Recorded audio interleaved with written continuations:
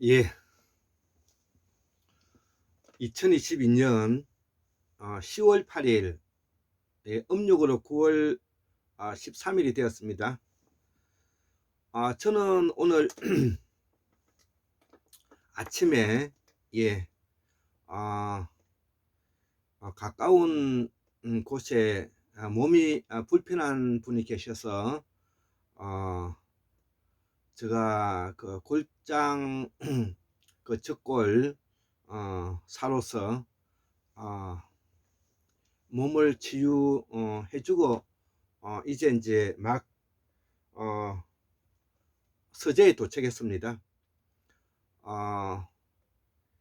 제가 보살 사상은 부처 사상과 결별할 때가 왔다. 그런 제목으로 제가 10번째 강의를 마치고요. 오늘은 제목을 조금 달리해서 특집 강의를 한번 해볼까 합니다. 특집 강의가 얼마나 갈지 모르겠지만 특집 강의도 한 10번을 한번 해보고자 하겠습니다. 그래서 오늘 그 제목은 특집 강의로서 무문하는 보살사상이다. 그 무문하는 보살사상이다. 불교와 결별할 때가 왔다. 불교와 결별할 때가 왔다. 생활인의 삶은 현실적이고 실질적이며 구체적이고 초월적이고 초자연적인 원시 반본의 보살 황국사다. 이게 이제 제목인데요. 이 그 강의를 하기 전에 제가 좀 그 소개시킬 책들이 있습니다. 먼저 공우 강산 박사님이 그 쓰신 범어대 사전에 나오는 보살사상의 어원이 보디사트바, 한자로 번역하면 본생이 되는데요. 우리말로 바꾸면 본래 태어난 대로 살아라. 본래 태어난 대로 살자. 이 뜻이 이제 보살사상입니다. 그래서 이 보살사상을 서구 유럽에서 가져가서 칸트라든지 헤겔이라든지 키에르게고르라든지 그 다음에 후설이라든지 그 다음에 사르트르 같은 이런 분들이 하이데거나 이런 분들이 연구를 많이 했기 때문에 제가 그에 관련되어 있는 책을 잠깐 소개시키고자 합니다. 특히 우리가 헤겔의 정신현상학, 헤겔의 정신현상학, 그 다음에 후설의 에드문드 후설이죠. 에드문드 후설의 현상학적 심리학, 더불어서 현상학의 이념, 엄밀한 학으로서의 철학, 이런 책이 후설의 책이고요. 그 다음에 이제 그 유명한 하이데거의 존재와 시간, 하이데거의 존재와 시간, 이런 책들이 있고, 그 다음에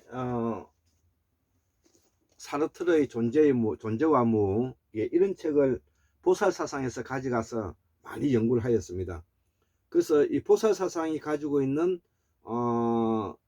핵심적인 키워드가 현실적이고 실질적이며 구체적이고 초월적, 초자연적인 요소를 가지고 있다는 것이죠.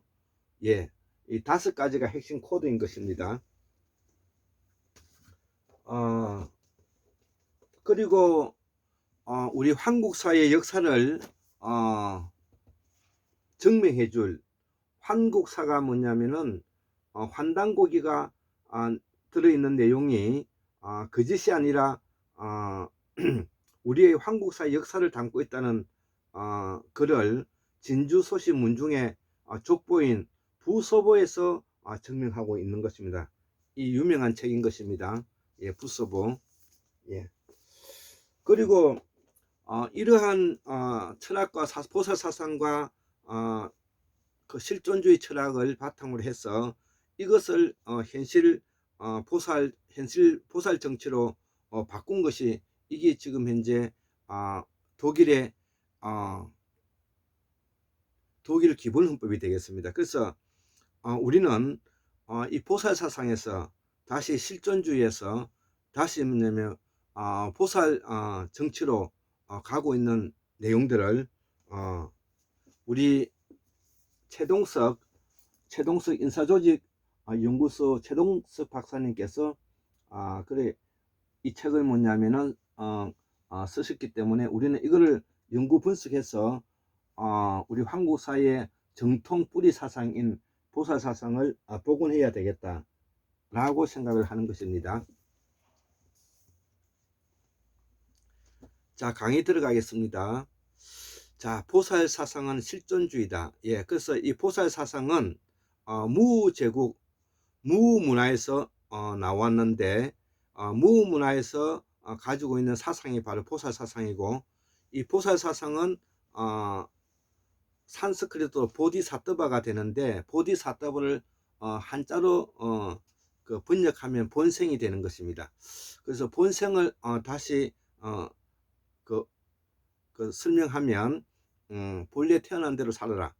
예, 이것이 우리말에서 남아 있는 것입니다. 그래서 보살 사상은 최치원 선생이 말했던 유불선도를 포함하고 있고요. 유불선도를 뭐냐면 포함하고 있는 풍류도가 바로 뭐냐면 보살 사상을 의미한다. 이렇게 이해하셔도 되고요.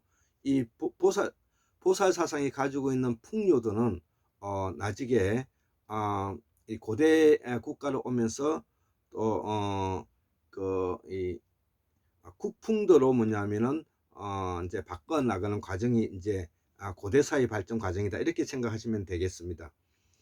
그래서 이 실존주의는 본질의 문제보다도, 그러니까 실존주의는 기본적인 본질의 문제보다도 그 본질에서 구체화되어 있는 실제가 더 중요하다는 철학이 실존주의가 되는 것입니다. 그래서 보살 사상에서는 현실적이고 실질적이고 구체적이다 그랬죠.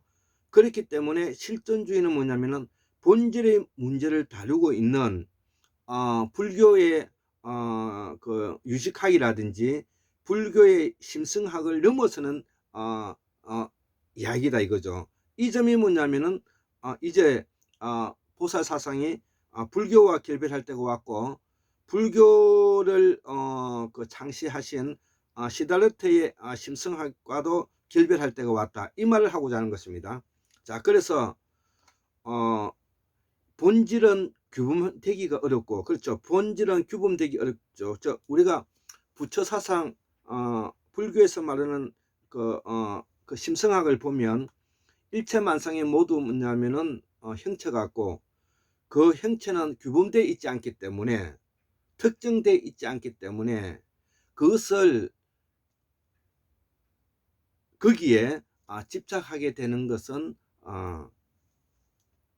집착하지 말자. 이것이 뭐냐면은 불교가 내세우고 있는 심성학의 바탕이 되는 것입니다. 그래서 이 실존주의는 바로 본질은 규범되기가 어렵고, 본질은 객관적이고 절대성을 가지고 있기 때문에 상대화하기 어렵다는 것이죠. 예. 그래서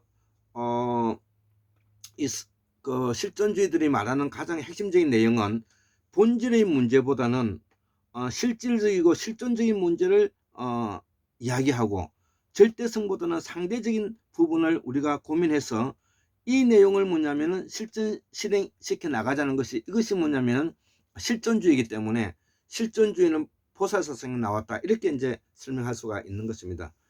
이에 실제성인 실존성은 주관성을 요소로 하죠. 예, 여기 이제 차이점입니다. 나의 존재성이 여기서 나온다는 것이죠. 우리가 존재라는 것은 바로 뭐냐면은 구체적이고 규범적인 부분에서 벗어나 가지고 상대화되고 주관적인 요소에서 존재성이 나온다, 이 이야기를 하고자 하는 것입니다. 그래서 나의 존재성이 있어야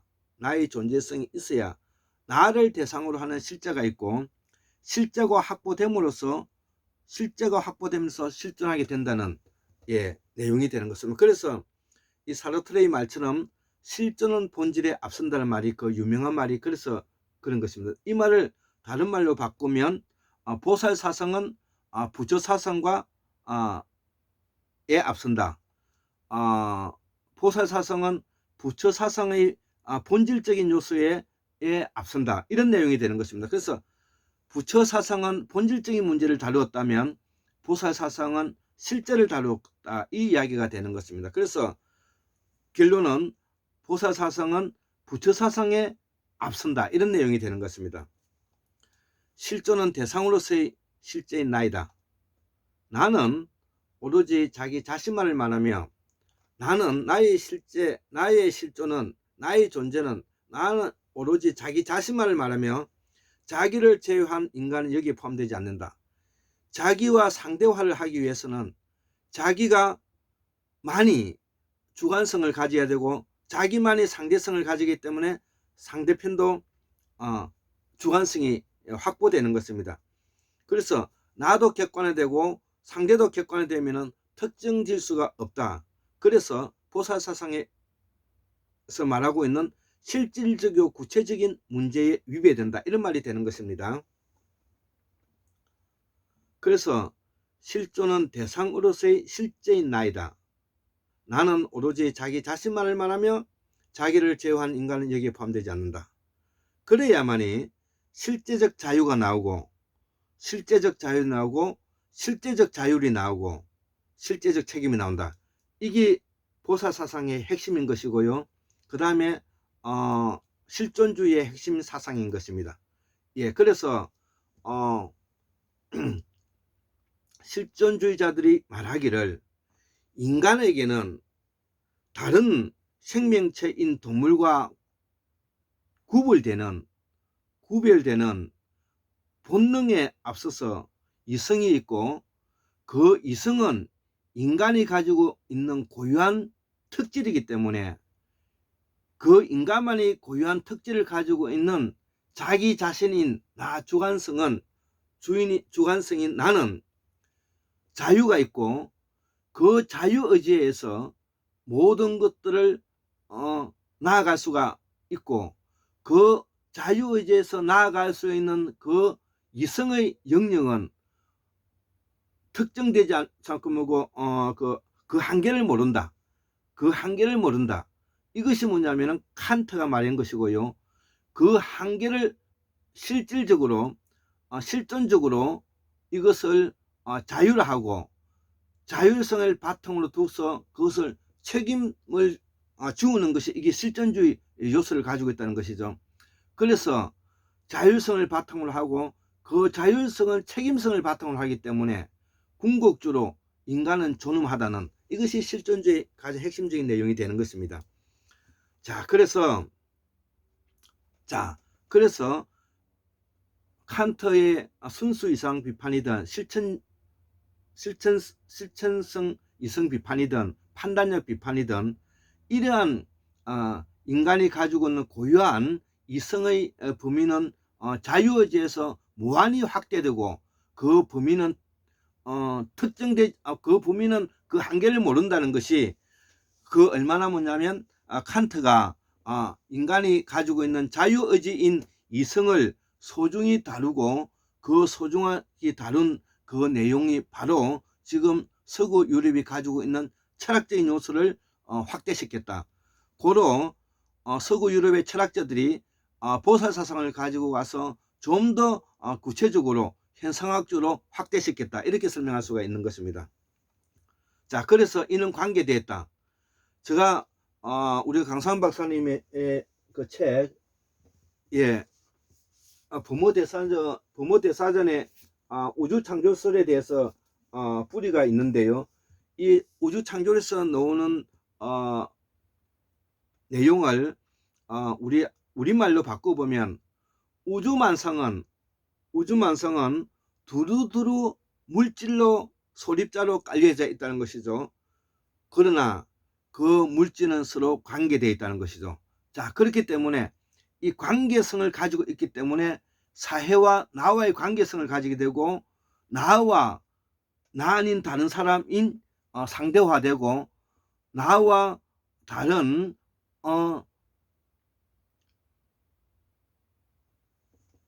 실질과도 관계된다는 것이죠. 그렇기 때문에 이는 관계되어 누구나 대상으로서의 실존적 인간과 말이 형성된다는 것이죠. 자, 그래서 이러한 관계가 바로 인간 사회 환경과 여건으로서 우리가 네트워크화되고, 네트워크화되는 것이 또 분권화되고, 분권화되는 것이 자율성을 주고, 자율성이 조직이 되고, 조직이 인사고과에 반영되고, 이것이 분권화되고, 이것이 뭐냐면 제4차 산업혁명과도 관계된다는 것이, 이게 성취예측 모형의 최동석 박사님이 써놓고 있는 내용인 것입니다. 이것을 기본적으로 지금 서구 유럽에서 실험하고 있는 정치 모델이 바로 독일, 스위스, 스웨덴, 덴마크, 네덜란드, 스웨덴 이런 나라들이 쓰고 있는 사회민주주의 국가인 것입니다. 예, 그래서 우리의 원래 보살사상을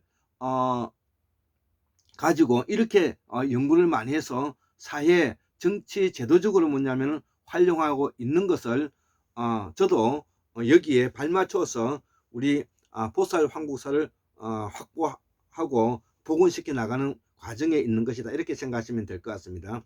자, 그래서 인간에게는 영원 불변의 객관적인 본질은 존재하지 않는다.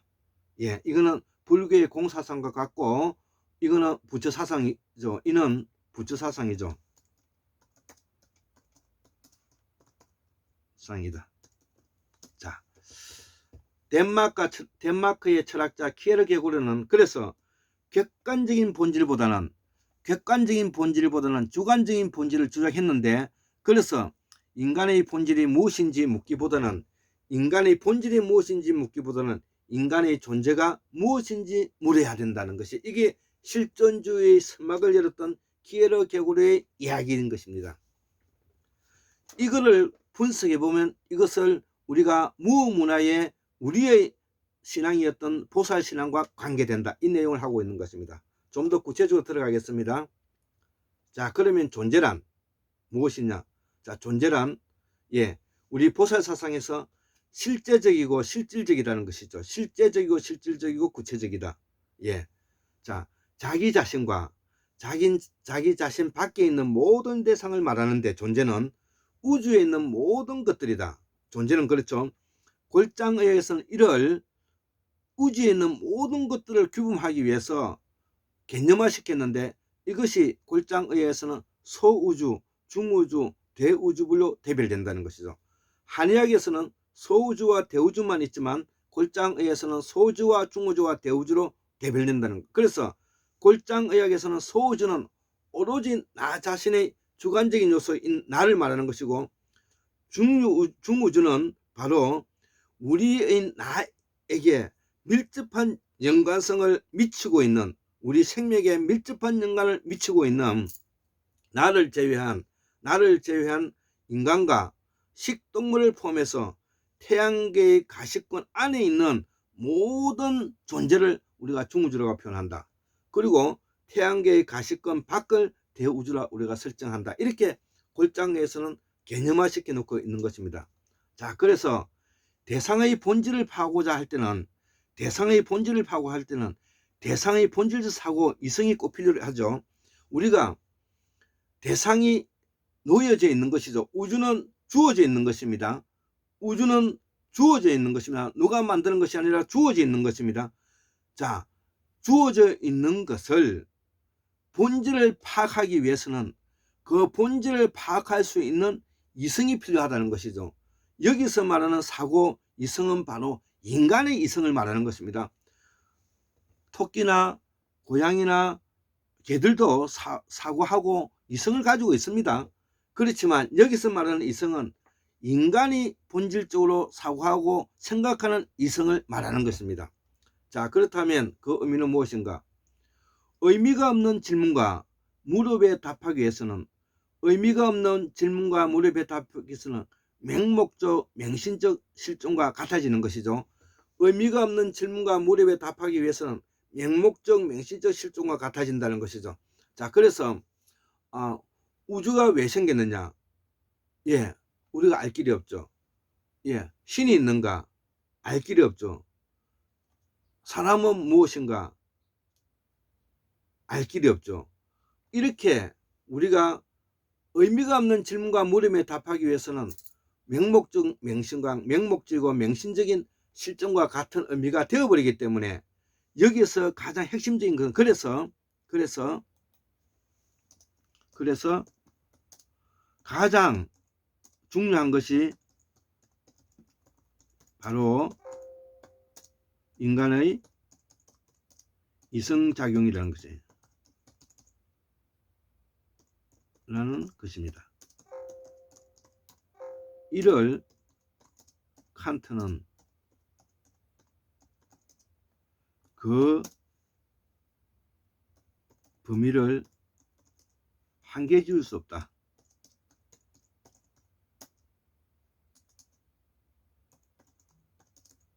없다고 표현했습니다.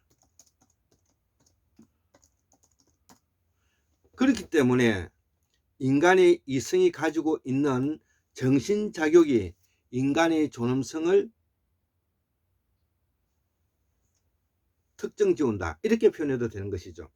자, 그래서 우주의 본질의 대상으로서의 의미를 부여하는 것은 인간이라는 것이죠. 그래서 우주의 본질을 대상으로서의 의미를 부여하는 것은 인간이다. 자, 그래서 인간의 실존 능력은 본질적 대상으로서의 사고만으로는 해결되지 않고, 예, 그렇죠. 우리가 좋든 싫든 인간의 실존적인 능력은 본질적 대상으로서만의 사고만으로는 해결되지 않는다. 이것이 바로 보살사상이고 실존주의다. 그래서 보살사상과 실존주의는 실질적이고 구체적이며 현실적이며 실존적인 요소를 가지고 있고 초월적이고 초자연적인 사태를 함께 가지고 있다는 것이죠. 이것이 바로 우리 무문화에서 수수만 년 동안에 우리의 조상들이 보살신앙을 가지고 있었고 보살사상을 가지고 있었던 뿌리다는 것입니다. 자, 그 실제적 사고 바로 인간만이 가지는 이성의 영역이다. 이는 이성의 확대된 고동동민인 호모사피엔스를 지칭합니다. 여기서 초월성이 나옵니다. 자, 그래서 이 초월성은 인간이 있지도 않는 것을 만들어내는 추상성을 가지고 있다. 예, 이것이 정신이 되는 것입니다. 인간은 바로 인간이 가지고 있는 있지도 않는 것을 만들어내는 추상성을 가지고 있기 때문에 이것이 확대되어 정신이 되고, 정신은 가상적이고 상상적이고 추상적인 요소를 안고 있기 때문에 영성과 영혼으로 확대되어 가고, 이것이 뭐냐면 건강 개념에서 신체적, 사회적, 정신적 완결한 상태 플러스 여기에 영성의 감이라는 논리가 나오게 되는 것입니다. 그래서 보살사상은 초월성과 초자연적인 것을 포함한다.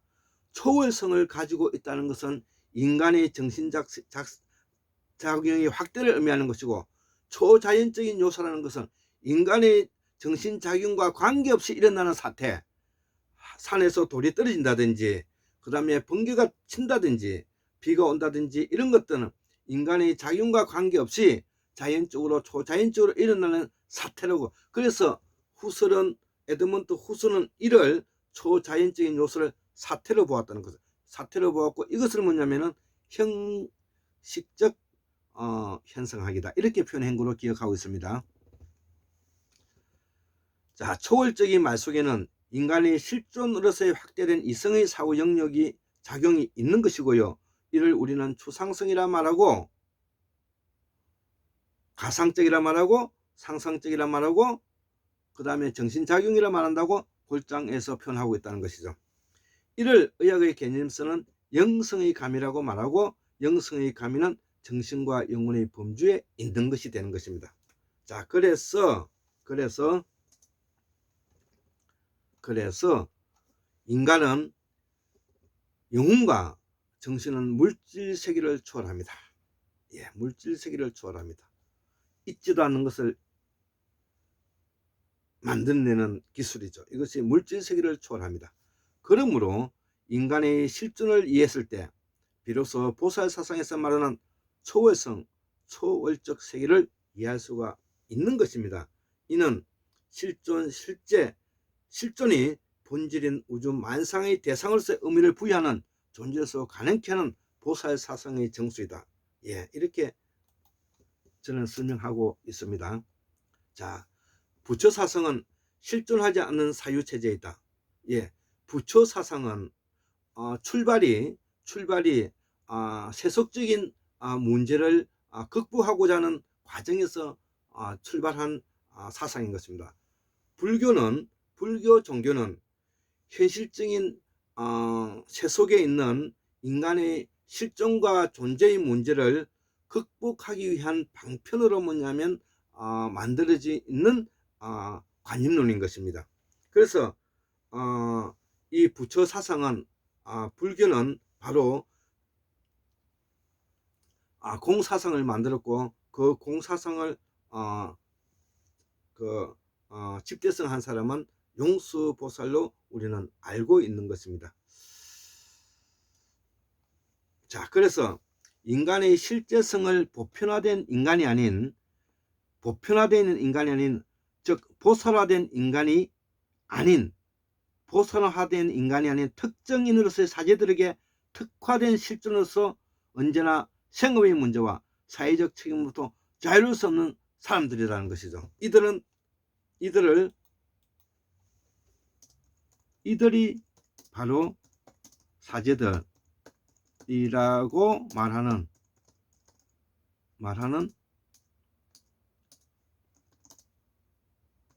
스님, 산임이라는 것이죠. 자, 그래서 이 불교에는 바로 이러한 특화되어 있는 실존자의 존재인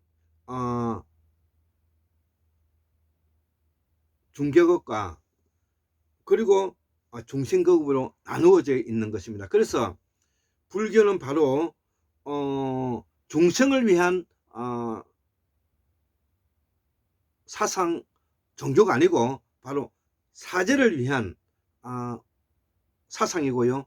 불교는 바로 실제적 보편성을 극복하기 위해서 만들어진 종교이고 그렇기 때문에 불교는 논리적 정치성을 만들어야 될 필요성을 가지고 있었고 그 논리적 정밀함을 가지기 위한 심성학적 요소가 바로 공사상으로 대변되고 그 공사상이 우리가 번역해서 공적시정, 색적시공이라는 말로 대별되면서 그 불교 사상은 바로 공사상으로 정리되었다는 것입니다. 누구에서?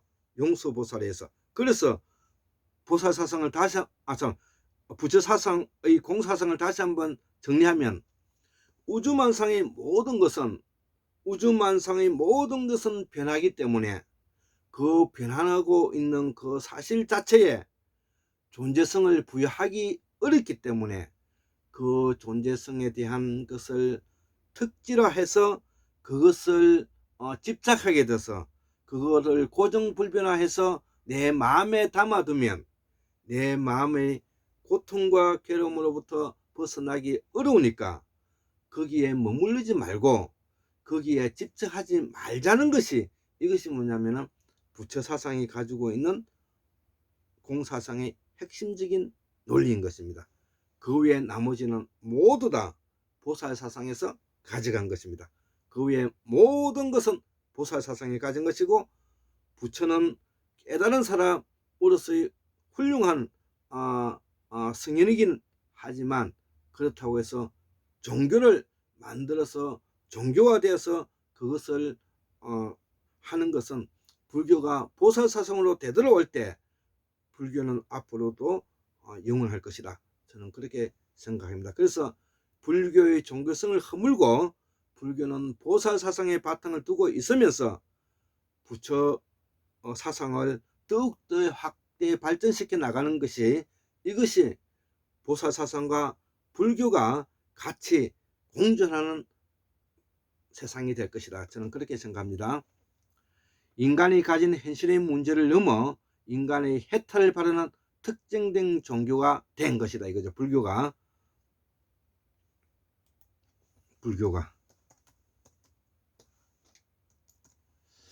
그들의 실존은 전제 왕권 국가의 지배자와 탁발의 생활을 보장하지만 이는 여러 날의 물거품과 같은 험함이 남는 부처 사상이 된다는.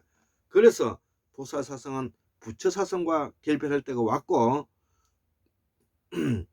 부처 사상도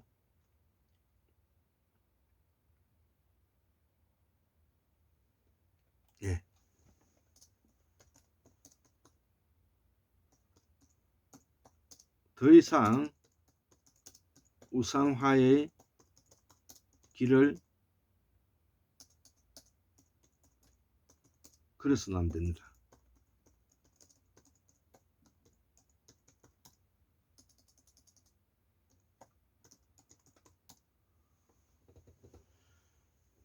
그래서 절에는 바로 삼신각과 삼성각, 칠성각이라든지 이런 우리의 국조당을 만들어 놓고 거기에다가 하루방 할망까지 올려놓고 보살사상과 부처사상이 동급으로 앞으로 나아갈 때 이 절은 문화유산으로서 또 한국의 무문화의 역사로서 정통성을 가지고 앞으로 보존되어 갈 수 있다. 그렇게 생각하는 것입니다. 자,